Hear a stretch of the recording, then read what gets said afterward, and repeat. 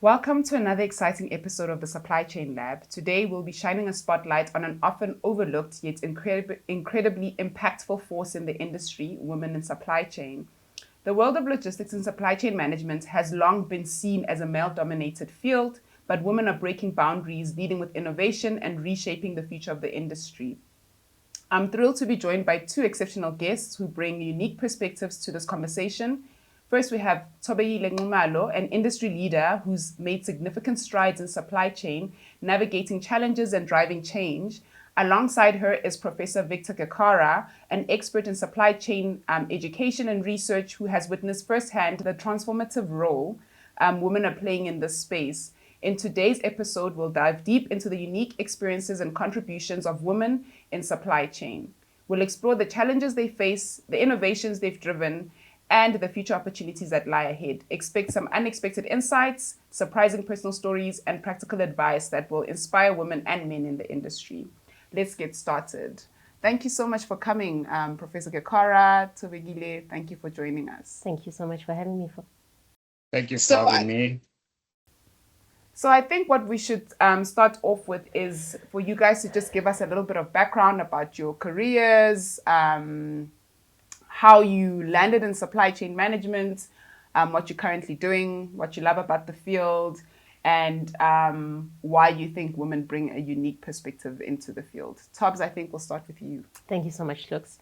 Thank you so much for inviting me here, Lux. I know that people that get invited here are very important, so I'm feeling very honored right now. So I have been in supply chain now for 12 years.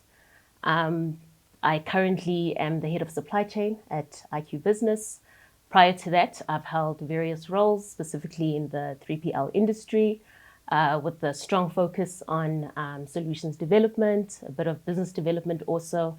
And I've enjoyed quite a lot of experiences and opportunities that have really contributed to my career and just the value that I've been able to bring in every role that I have assumed. So a bit about how I got into the industry and how I discovered that I actually have a unique advantage in the space. My decision to enter the logistics industry was heavily influenced by my father, who happened to be in the logistics space. Oh, wow. So, initially I wanted to pursue a career in drama. You can imagine that gave him sleepless nights. So he then managed to encourage me to explore a career in logistics.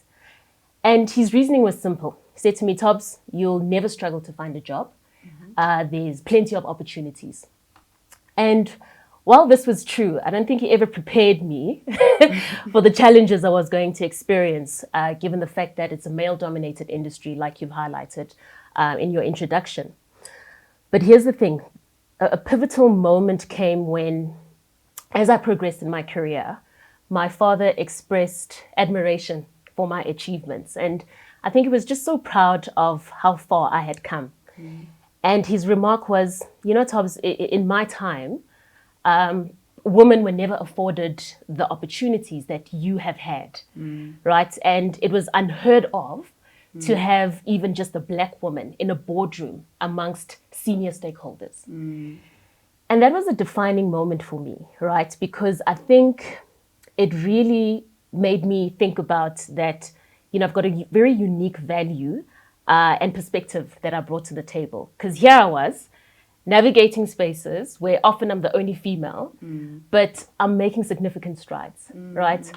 So I can definitely say that being a woman in this field has definitely equipped me with the ability to see challenges from a different lens. And while it can be quite intimidating to be the only woman in spaces where even diversity is lacking, I've come to embrace my presence as a powerful strength, right? And if I look at the fresh insights into problem solving, my collaborative approach, strong work ethic, and just obsession with excellence that I've brought in the various roles that I've assumed, I've managed to deliver impressive results, exceeding expectations. And I think that's definitely set me apart. So I can definitely say that over time, these qualities have been acknowledged and they've truly, shaped or become a key asset in shaping my career and contributing to my overall success. Oh, that is such a beautiful story. I didn't know you're supposed to be an actress. It makes sense now. All comes. Why? I can still consider it. Yeah, I think you can change. You can change careers anytime. Prof. Gekara would like to hear about you, your story, how you entered the field, how you ended up in Australia, which is quite amazing, and what your thoughts are around the role that women play within supply chain. Thank you, Kuke, and it's very good to thank you for inviting me here, and it's good to see you again, Tobbs, after a few months, and it's interesting the story that you've just told. It resonates a lot with some of the stories that I'm going to share about the research that I've done. So I'll go into introducing myself. My name is Professor Victor Gekara. I'm a professor at RMIT University, the College of Business, and so predominantly I do research and I teach, and my research has touched on the question of gender equality and the place and the role of women, and obviously the advantages and disadvantages and the historical embedded disadvantages over time. But the way I got into teaching supply chain and logistics, I suppose, just like Hugh Tobbs, I was actually never supposed to be here. I was supposed to be a poet. I was supposed to be a creative somewhere, because I studied, my undergrad was in English and literature. And I specialized a lot more on the literature, and I loved the poetry, and I loved the plays, and I did a lot of acting as well. So I thought that was going to be my path in my career path.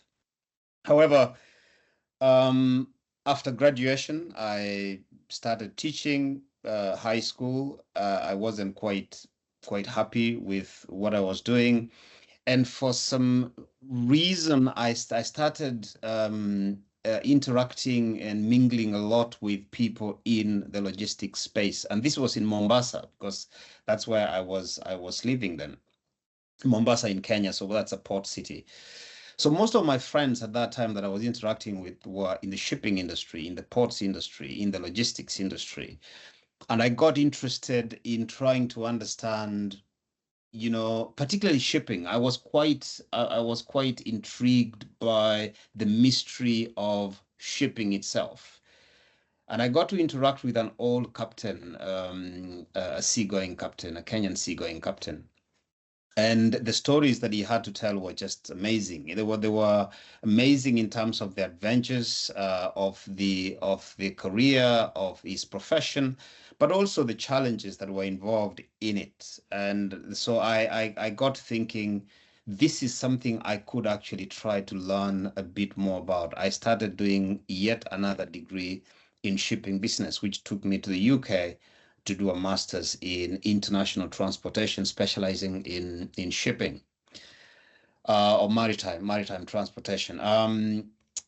Then towards the end of my master's degree at Cardiff University, I got offered a PhD scholarship to study to do a PhD at the same institution. And this was a fairly prestigious scholarship offered by the Nippon Foundation of Japan. It was an international scholarship, highly competitive. I completed, so in the PhD, I focused on trying to understand seafaring. And I think it goes back to what Captain Wahutu, that's the gentleman I was talking to earlier on, was talking about. I was quite intrigued about what seafaring really was. So I wanted to know a bit more about shipping. I wanted to know more about seafaring, how they train, where they're trained, what kind of work they do, what the dangers involved, and all the adventures involved. So when I finished my PhD at Cardiff, I got a job as a postdoc there, continuing the work in shipping and seafaring particularly. And I was now focusing a lot more on skills development of seafarers internationally. After 1.5 years, I applied for a job in Australia at RMIT, and that's where I have been all this time, and I've actually quite enjoyed it, and I'm still enjoying it. Now, where I never did, and all this time I was doing research on seafaring. The question of women in seafaring was a big question because that's a highly male-dominated industry. It's a unique place to find women in when you do, and therefore, of course, you start wondering, how did you end up in this industry? What was your journey? What are the personal journeys of the very few seafarers at that time that were women, and even now, very few seafarers are women. But I never really took interest in this. I was much more interested in competency building, in training, in the general sociology of work in seafaring. But then when I came to Australia, I started doing my research, not so much in shipping, but in the logistics sector. And I was looking more at the ports. And the same problem was there. I was talking about other issues, but then always the question of inequalities, of gender participation or lack of it, kept cropping up until finally I decided, you know what, I'm going to actually develop research specifically looking at this. Now, the perspectives that I've gained from this, unique perspectives, I don't know whether I can really call them unique, but one of the things that jumps to mind when you ask that question, and reflecting on the research that I've done and the kind of conversations I've had with women in logistics, is how much inequality still exists. Now, Tobbs, you've talked about, you've presented it in a rather nice way that shows that doors are opening, the glass ceiling is breaking, the glass walls are coming down.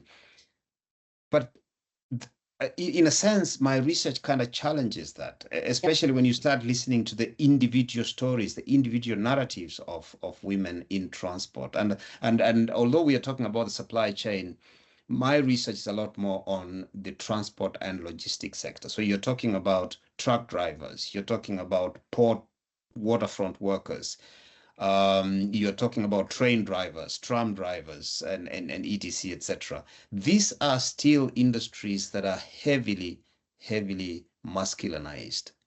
So the kind of things that struck me when I started doing this research, now paying particular attention to this, that the industry still doesn't understand the difference between diversity and inclusion.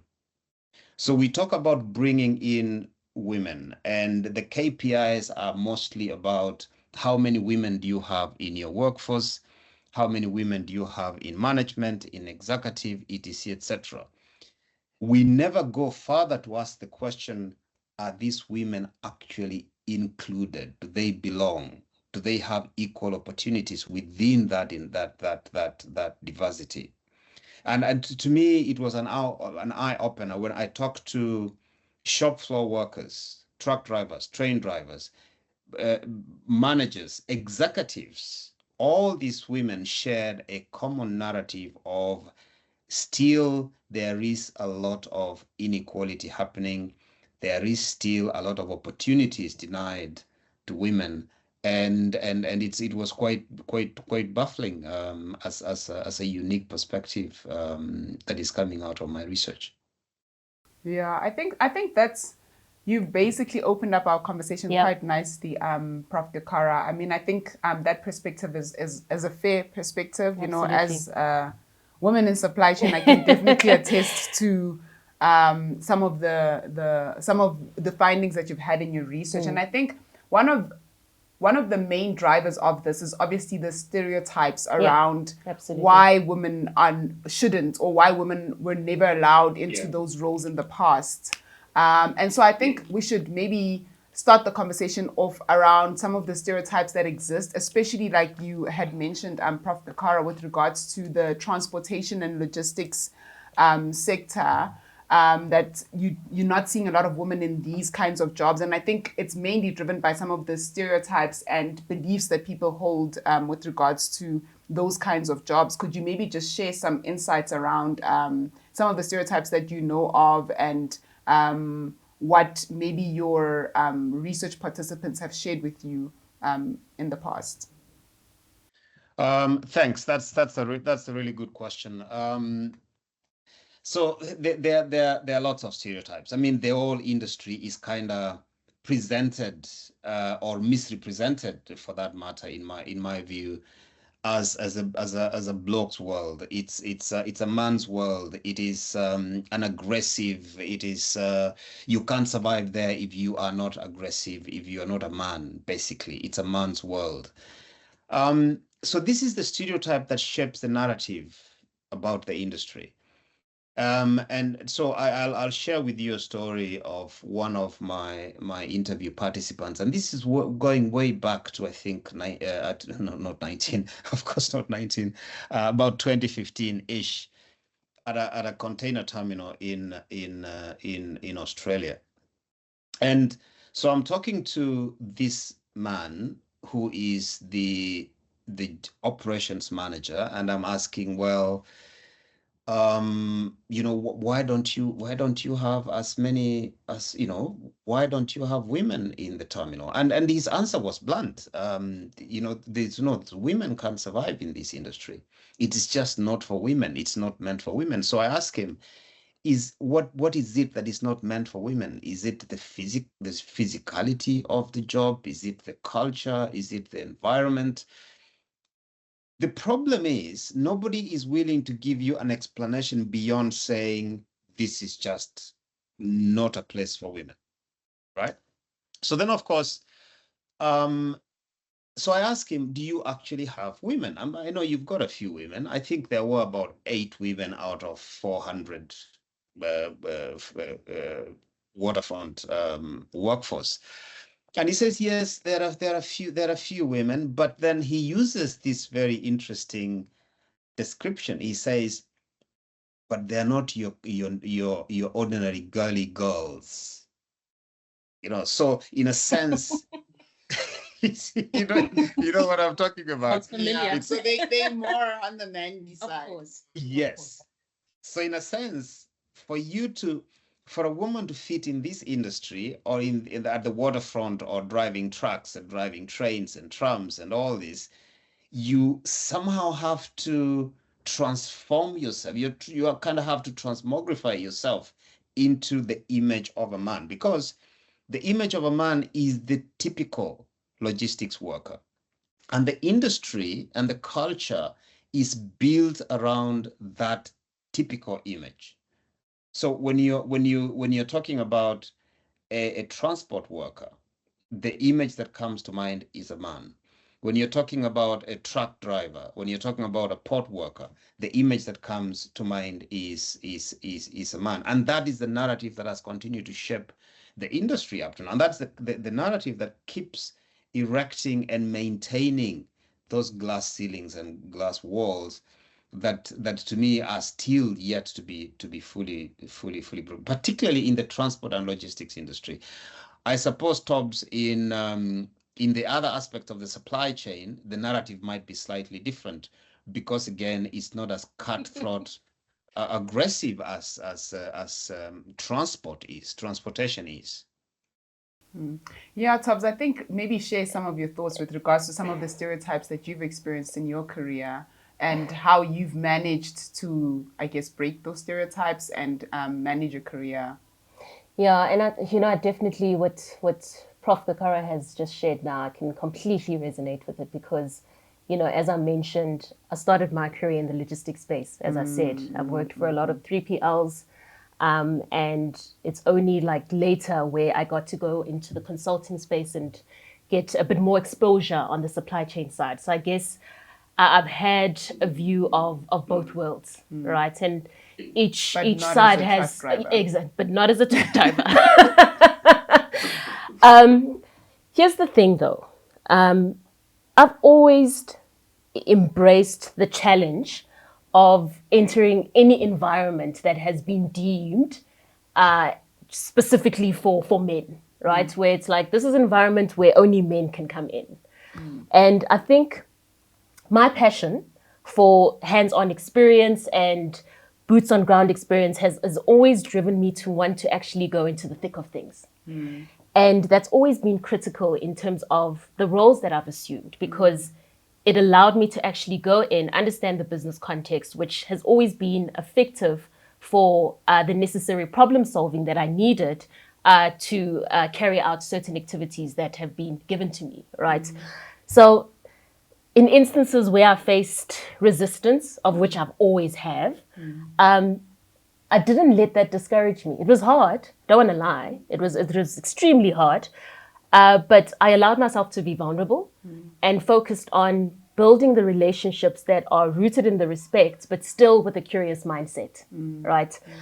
So in terms of defying the odds, I remember, in most cases as a woman, one of the stereotypes is they'll expect you to fail. But I feel like I've always it will be difficult for you to navigate. How can you understand how we run certain operations in the warehouse? How can you understand tracking? How can you possibly cost for a tracking solution, right? But I defied all those predictions. Just to kind of highlight an experience that always warms my heart. I recall a significant project that I supported in Nigeria. And I traveled extensively between sites. Now, if you can imagine the setup, I'm the only woman in this car amongst men. We traveling between states. And at that time, I had the opportunity to support the country director at that time, who was leading strategic supply chain transformation projects alongside the Ministry of Health. And she gave me the opportunity to be part of that. And here I was, we're spending countless hours on the road. We engaging with various stakeholders. And it turned out to be such an incredibly rewarding experience, right? So I think this is just one of the experiences amongst many. But what I want to highlight with that is, through that, I think I've always wanted to embrace opportunities that allow me to showcase that women can also reach an impressive level of expertise if we are given the opportunity, right? And so I've never hesitated to don the safety boots or the hard hats or the safety vest and kind of immerse myself in the work alongside teams, because that commitment alone has proven very valuable in highlighting the importance of fostering diversity, as Prof. Gekara has alluded to.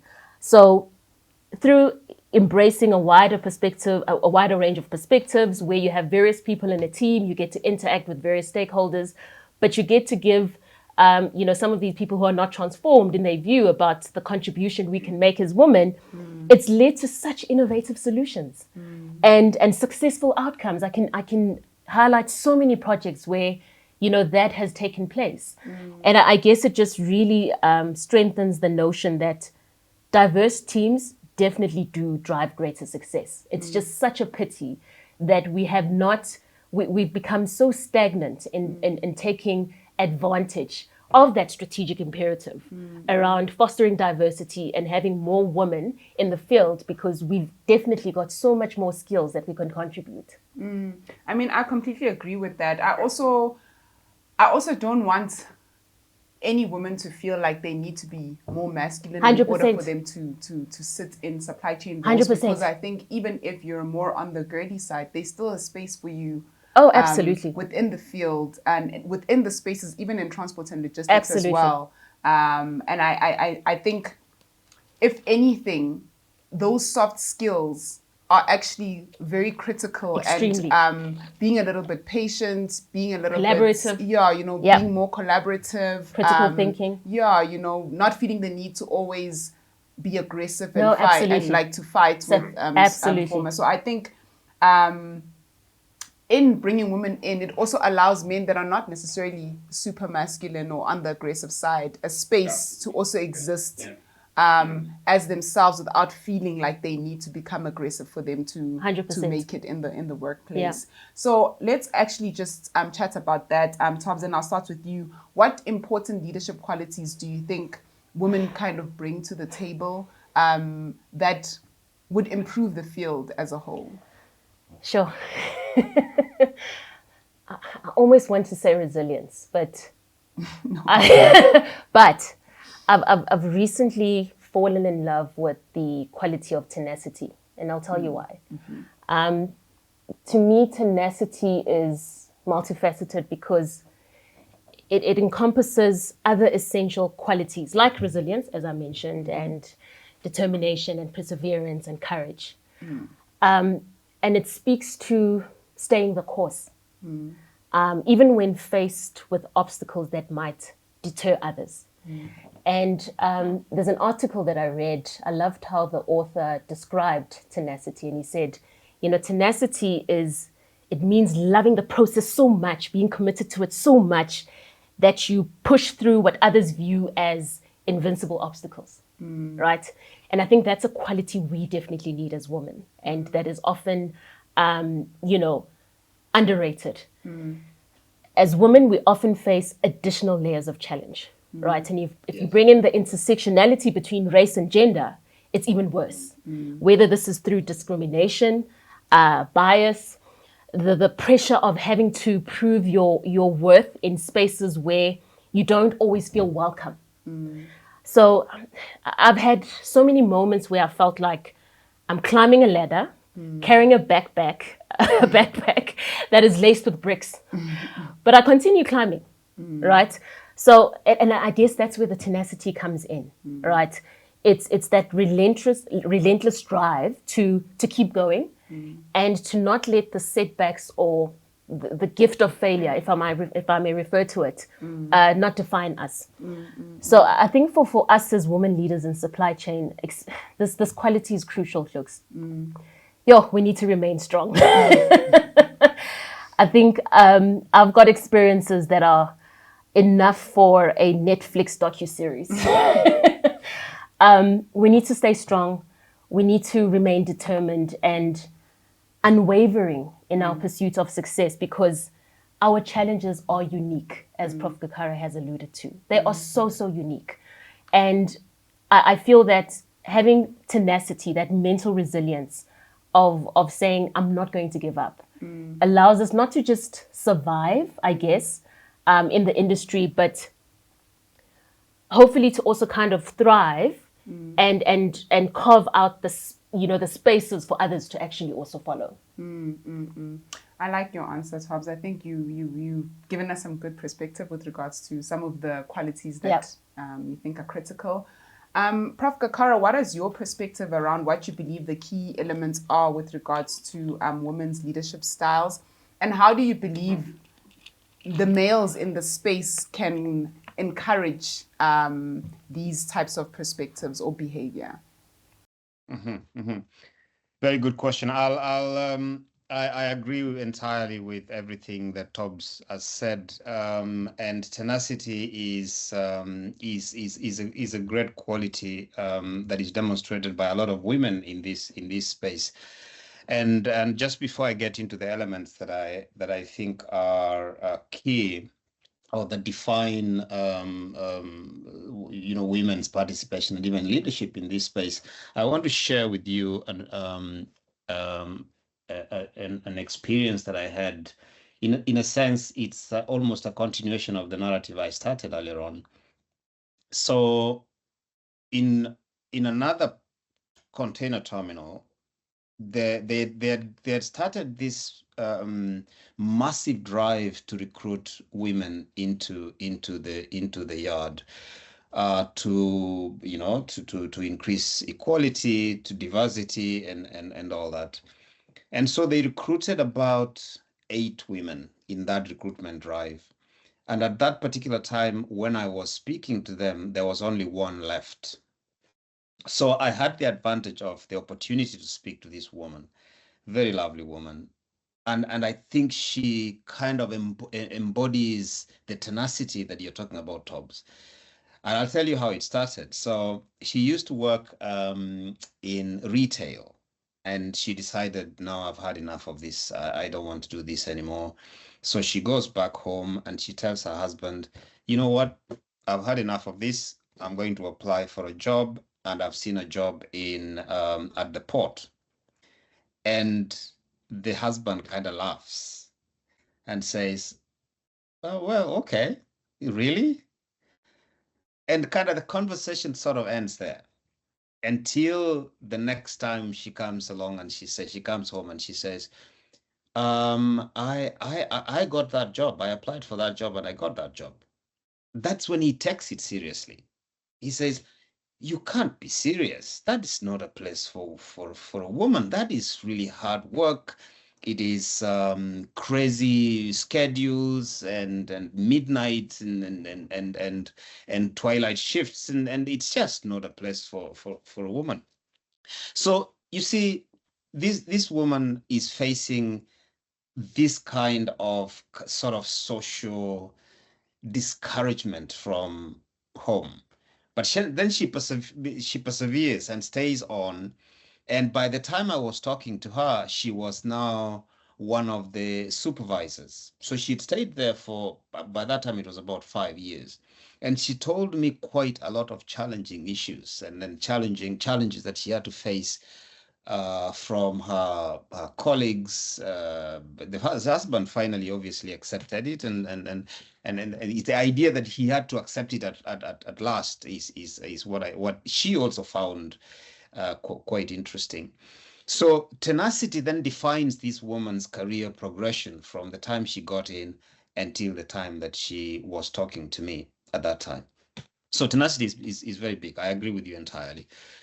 Some of the elements that I think are important and define women's uniqueness in the industry is, aside from the tenacity and the courage and the strength to withstand some of these challenges, is also the fact that women tend to be more, particularly as leaders, they tend to be more empathetic, more sympathetic, because they will look at the challenges that their subordinates are having or their colleagues are having and reflect upon their own challenges in the industry and tend to be much more sympathetic. And then women, and I like the what you said earlier on, Tobbs. You said you allowed yourself to be vulnerable.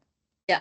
Right. And I think this is a very important characteristic of women leaders or even women colleagues. Women are much more willing to expose themselves, to share their feelings, to open up.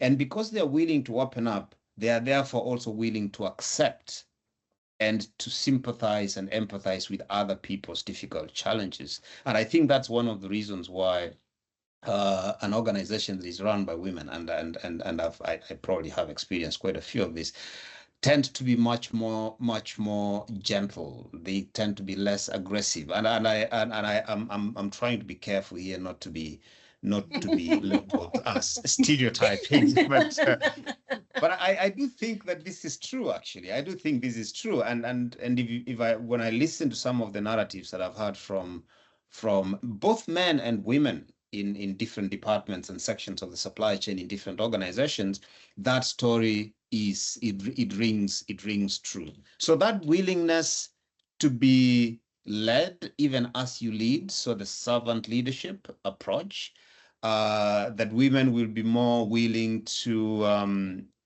in a sense to take the views of their subordinates and to build their management and their collegiality around the people that they're working with and their subordinates. I think these are some of the elements that to me distinguish, distinguish women in not just in the supply chain but the industry generally. Yeah, I mean, I love what you guys said with regards to tenacity. I mean, I think my big thing would probably be creativity. I think when you're a woman in supply chain, it's quite critical for you to be creative in that you have to recreate the role that you're in and reimagine how you would like it to exist, so that you're not forced to now take on or embody what that role was when Not it was boxed. occupied by a man, Yeah. or occupied by somebody different to you. And so I think creativity is also quite an important Agreed. I don't know, skill to have. Yeah. Tobbs, I just wanted you to tell us about some of the unexpected challenges you've faced as a woman in supply chain, and how did you overcome just one challenge, Tobbs, not all just of them. One challenge. Not all of them. Look, I think I've touched on this a bit. Look, I've faced significant challenges related both to racial and gender discrimination. I think I just need to be honest about that.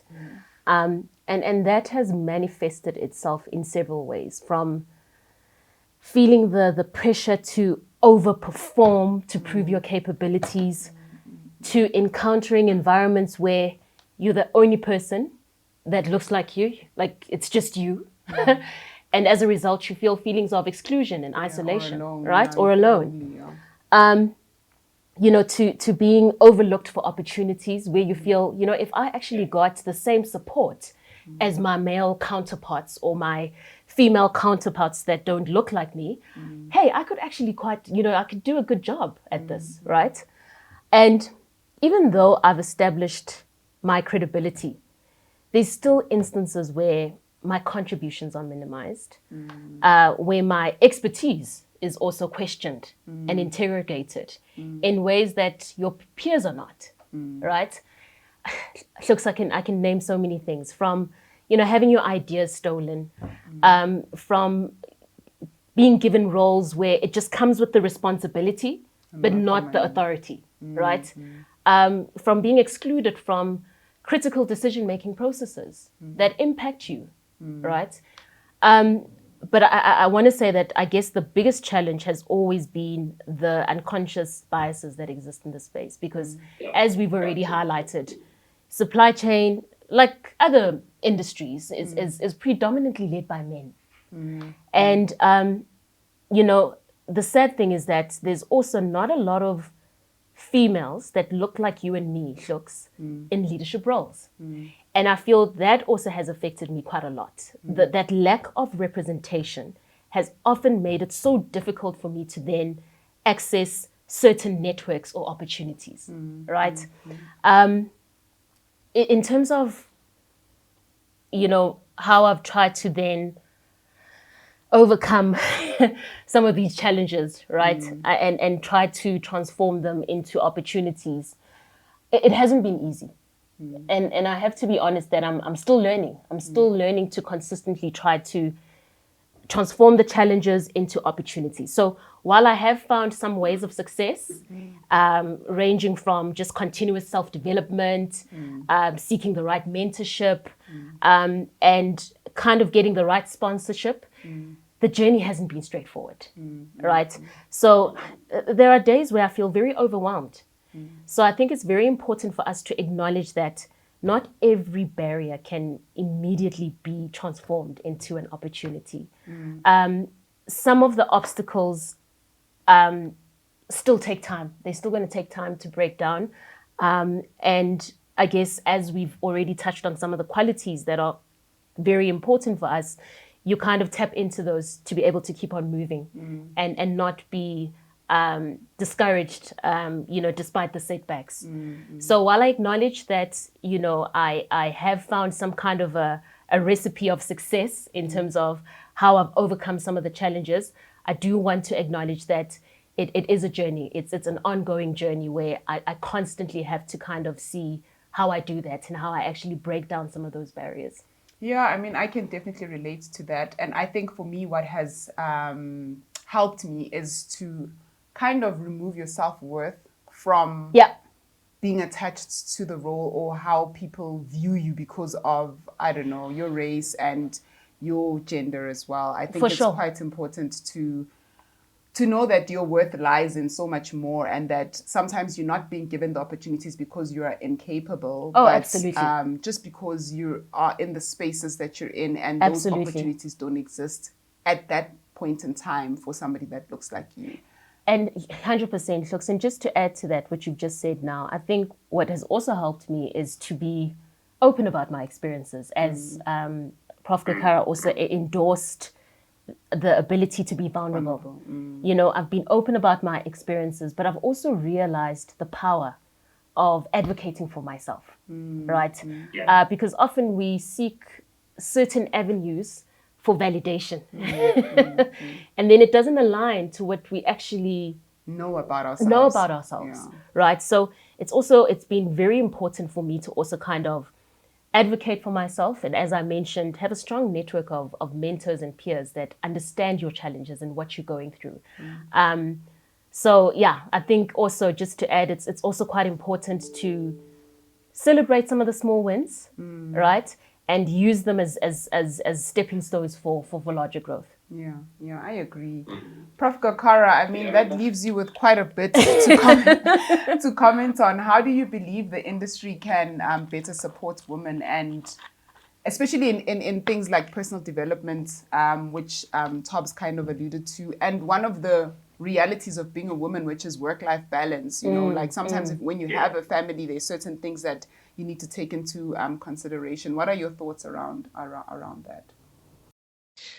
Thanks, Fluke and Tobbs. You know, my research shows exactly what you've said, the imposter syndrome. I've talked to very senior women in the transport sector, in transport and logistics, who've expressed exactly the same thing. You know, they've come up through the ranks, through the struggles that you've just highlighted there, and now they're in the boardroom.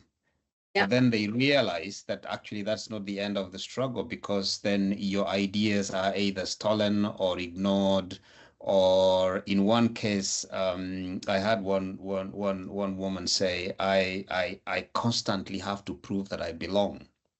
And she related one incident where at the beginning, when she was starting in that boardroom level, she'd be forgotten from the invitation to meetings. Just somehow they just didn't remember to include her in the meeting. And unfortunately, you know, a lot of these things are kind of treated, I wouldn't say flippantly, but kind of not taken too seriously. It's like, oh, sorry, it was a genuine mistake. It was a genuine mistake, you know. In a sense, at the end of the day, you feel like you're being told, well, what are you going to do about it? It happened. Let's move on. Okay.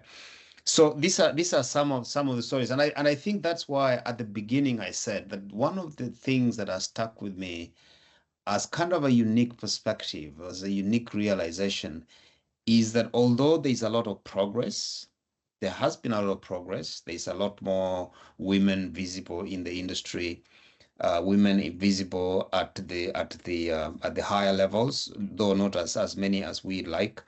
There's still a lot of misogyny out there. There's still a lot of inequalities. There's still a lot of we still haven't got there yet. And then the fact that you are still you're relating the challenges that are affecting women up to now means that the progress we are quoting and we are talking about is probably not as deep as we would like it to be, as transformative as we'd like it to be. But let me get on to the question that Kluge you've asked. How do organizations in industry encourage and support the development of the professional development of women, particularly to enable them to, you know, career progression, give them opportunities, and make sure that those opportunities are actual, they're real. One of the issue, as you alluded to, is work-life balance. The fact that it's a reality of life that we have to accept. Women bear most of the load, the domestic load, whether we want to accept that or not. And how do we provide them with a space to be able to do what they need to do, but at the same time not have career interruptions that are detrimental to their careers. My conclusion has been that organizations have to be very deliberate about this. The strategies that are put in place, the initiatives that are put in place have to be very, very deliberate and very strategic. they have to be geared towards providing or in a sense, protecting those opportunities for women and making sure that they are protected as they progress up the ladder. So, for example, allow reasonable, flexible working arrangements. And this should be a key part of the inclusion and diversity policies in every organization. So when we talk about allowing flexible working arrangement, it means that you have to genuinely provide that opportunity to work from home or to work from anywhere. But having said this, I sometimes worry, are we continuing with the age-old narrative that women are the ones are solely responsible for the domestic space? So then I will inject yet another suggestion that the organizations in industry should also now start thinking of enabling the men or the husbands or the partners to these women to be able to support them and take a share of that workload at home. So, for example, if a woman gets maternity leave, the man needs to get some paternity leave as well, so that he can relieve the woman from the domestic space, so that she can also come back to work and continue progressing with her careers. One of the things that is affecting women's progression in that career path is the fact that there's that career gap. There are those gaps that for 3 or 4 6 months you just didn't have anything. You had this interruption, and whether or not the position remains, there will always be a gap. I spoke to women that told me that because of this, they are then denied the opportunity to apply for promotion, or they are not, their profiles are not good enough to apply for the next level. So it eventually affects their career progression.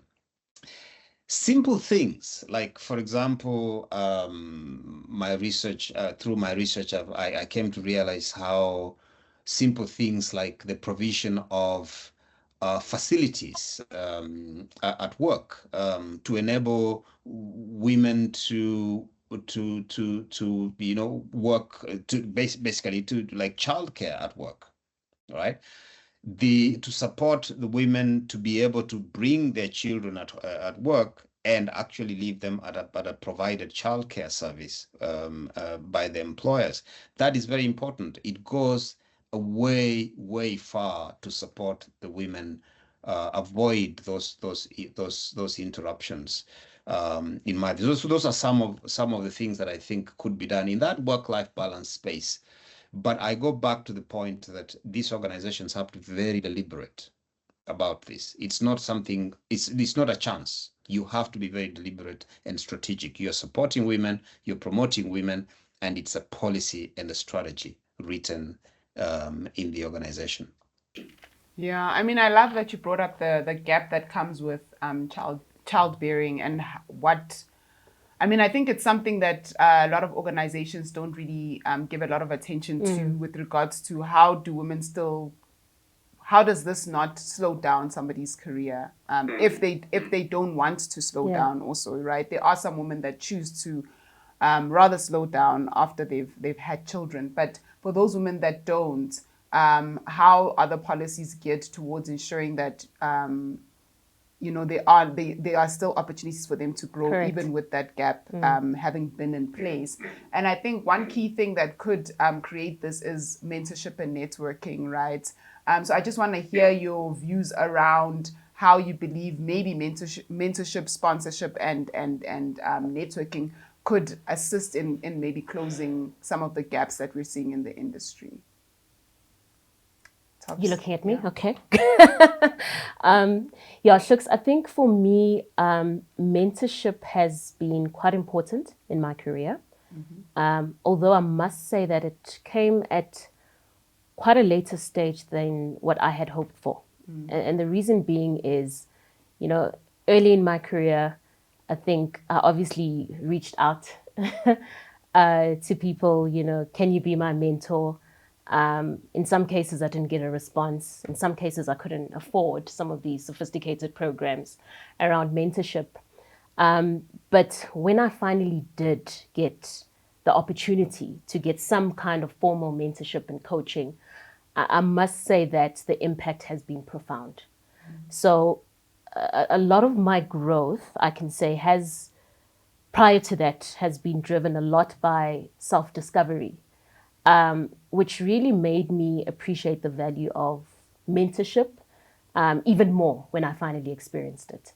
And I just want to kind of highlight an example just to kind of touch on, the various mentorship roles that can be played by women, men in our careers. I have a lot of examples from, men that have actually contributed in my career, but I want to highlight one specifically of a female leader that really played that role. I happened to find myself in an organization where it was uncharted territory, and I was just unsure of how to move forward. Everything just seemed so chaotic. I just did not know what to do. And here was this female leader that I happened to meet at one of the conferences she was attending here. And we engaged. I shared with her how I was feeling, the space I was in. And I remember what she said to me. She said, "Listen, I thrive in chaos." And she gave me the chance to contribute to quite a number of important projects that her country was running. And her faith in me was exactly what I needed at that time, because I was losing the confidence.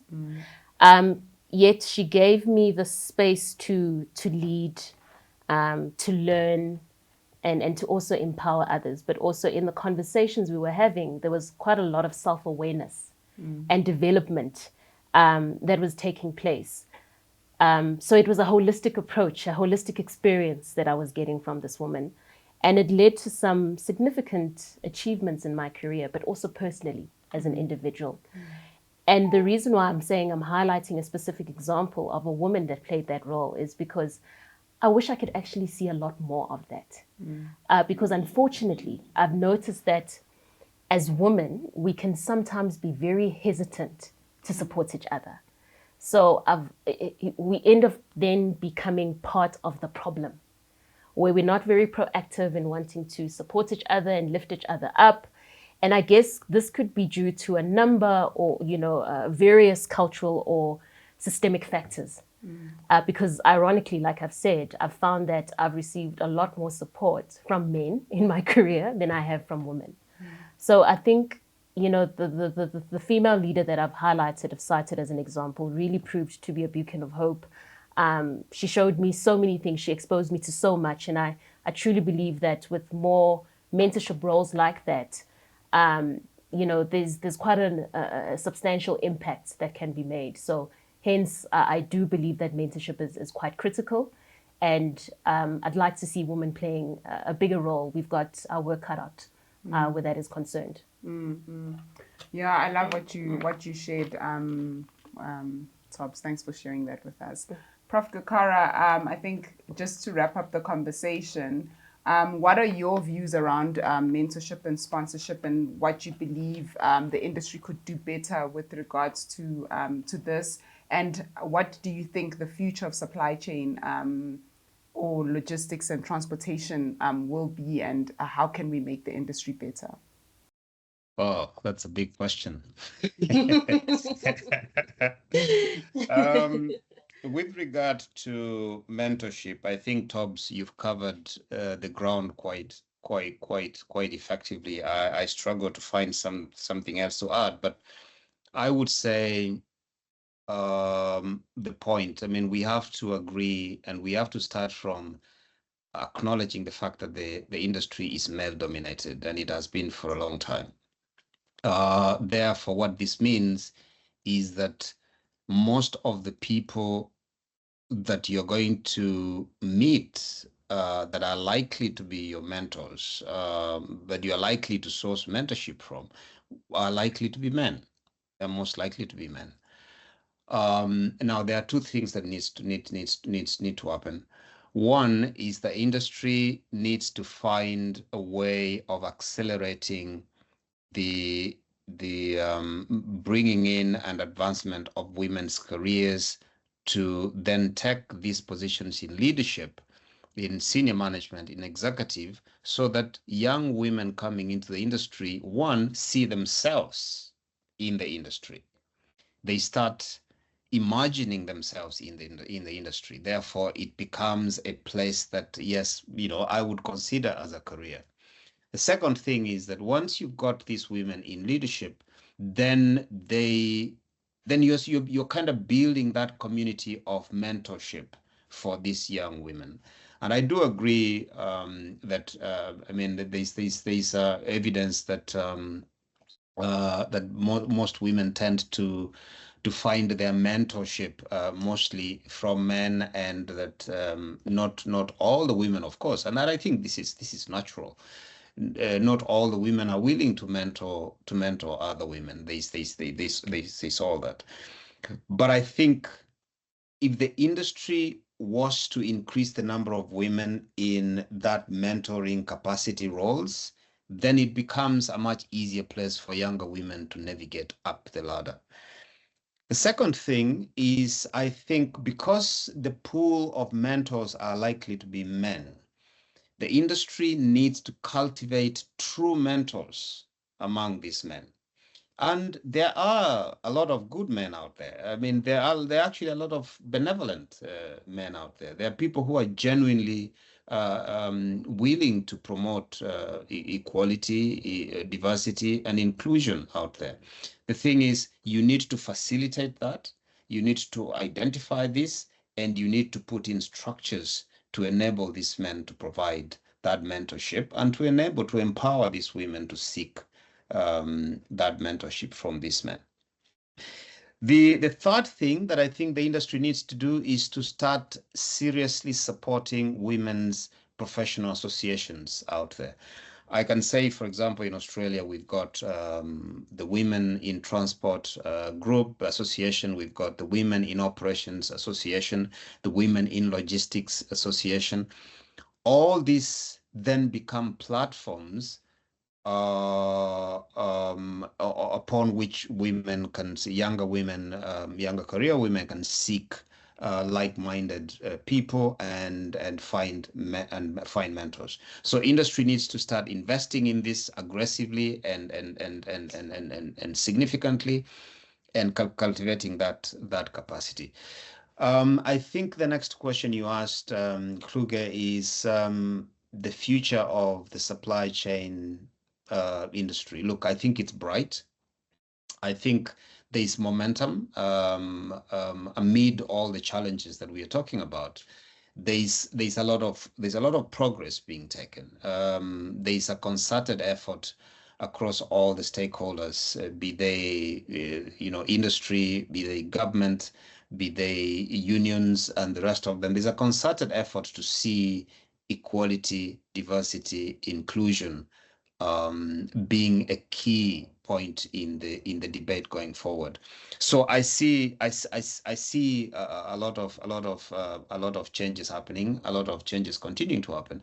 But as I said earlier on, industry has to be very deliberate about this, very, very deliberate and strategic about this. It's not something that is going to happen by chance.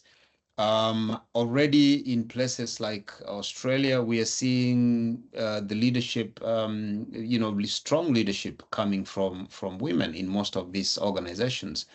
A lot of the executives you find in industry are women, and that's a good sign. That's a really good sign.